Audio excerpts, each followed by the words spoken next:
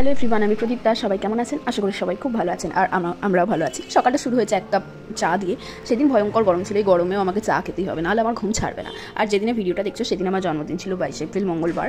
আর এটা আমার জন্মদিনের নতুন জামা, হোয়াইট কার্গোর সাথে পিঙ্ক কালারের একটা প্রিন্টেড শার্ট কুর্তি।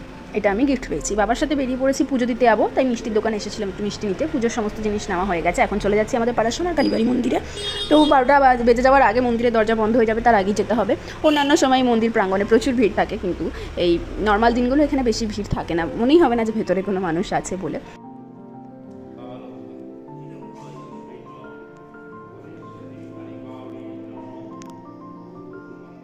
মায়ের মন্দিরে পুজো দেওয়া হয়ে গেছে, এরপর চলে এসেছি শিব মন্দিরে প্রণাম করতে।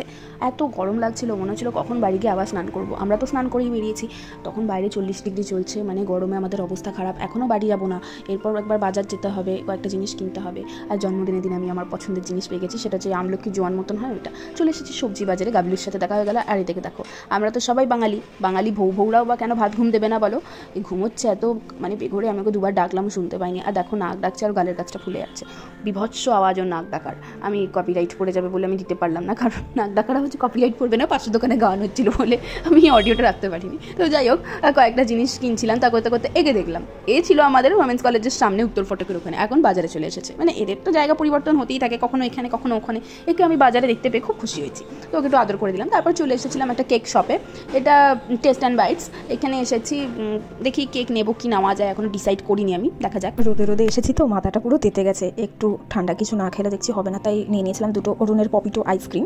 5 টাকা করে নিল, দুটো নিয়েছিলাম। আমি আর বাবা মিলে খাচ্ছিলাম আইসক্রিম, আর খেতে খেতে দেখছিলাম যে কোন কেকটা নেওয়া যায়। তো যা কেক দেখছি সবই বড়। তখন দাদা জিজ্ঞাসা করলে যে কতজন আছো, আমি বললাম 3-4 জন মতন আছে। তো বড় কেকগুলো যেগুলো সবই আমার পছন্দের, সেগুলো চকলেট কেক। আমি মূলত চকলেট কেক ছাড়া খাই না, বার্থডে কেক বা পেস্ট্রি।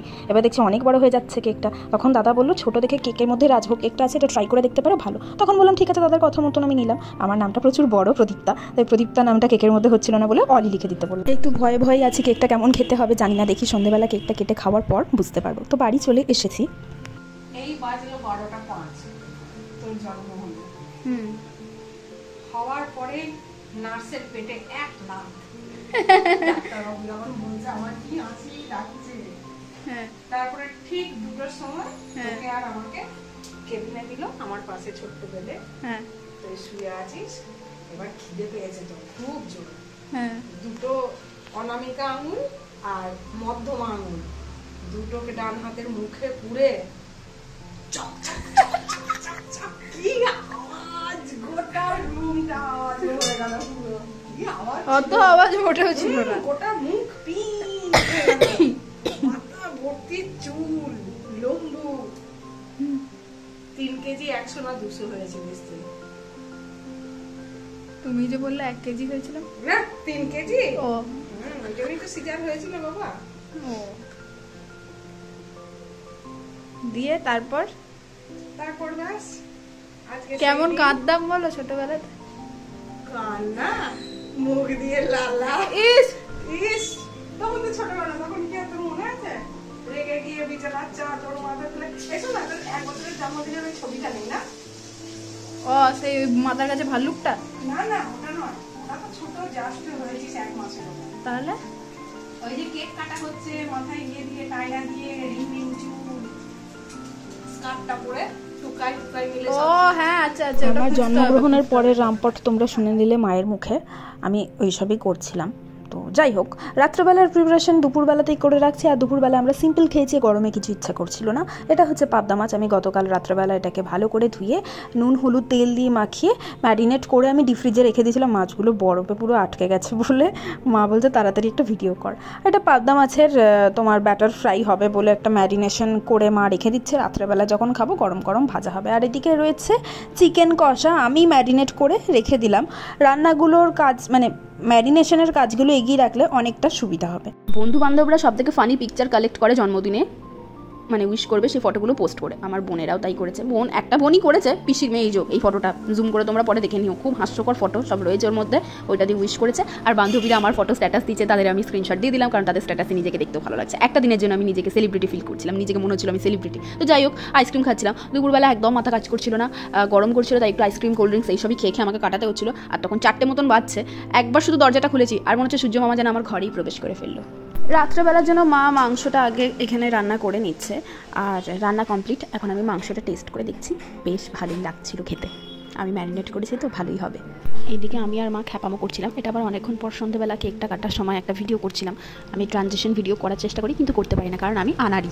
ক্যামেরাম্যানের দায়িত্বটা আমার মাই সেদিন পালন করছিল। এই কেক অবধি ঠিক ছিল, এরপর আমার মা আমাকেই ফোকাস করতে বা ফোকাস নিতে ভুলে গেছে। পুরো আবছা লাগছে আমাকে, আর গরমে তো আমাকে পুরো খেপি লাগছে, চুল ফুল ছিটে গেছে, ঘামে যাতে অবস্থা। আমি ভাবছি কোনো মতে কেকটা কেটে আমি জামাটা ছেড়ে একটু হাওয়ায় বসতে পারলে বাঁচি।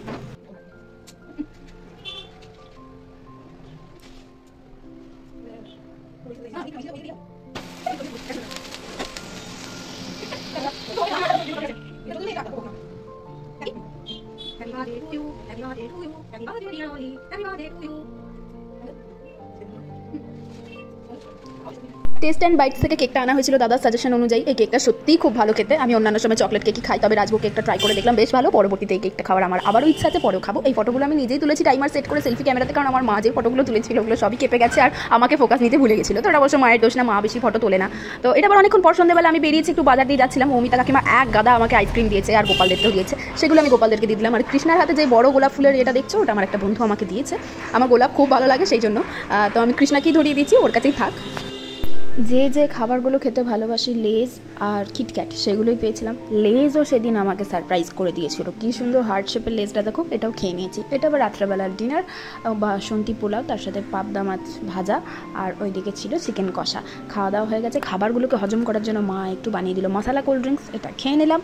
আর মমিতা কাকিমা যে আইসক্রিমটা আমাকে দিয়েছিল, ওটা আমি আর মা মিলে ভাগ করে খাচ্ছিলাম। জন্মদিনের সকাল থেকে রাত অবধি সারাটা দিন খুব ভালো কাটলো। আর ভিডিওটাও আমাদের কয়েকটা ফটো দিয়ে এখানেই শেষ করছি। ভিডিওটা কেমন লাগলো সেটা আমাকে অবশ্যই কমেন্ট করে জানাবে। ভালো লাগলে একটা লাইক করে দেবে। দেখা হচ্ছে খুব তাড়াতাড়ি পরের একটা ভিডিওতে। আর ততক্ষণের জন্য টাটা।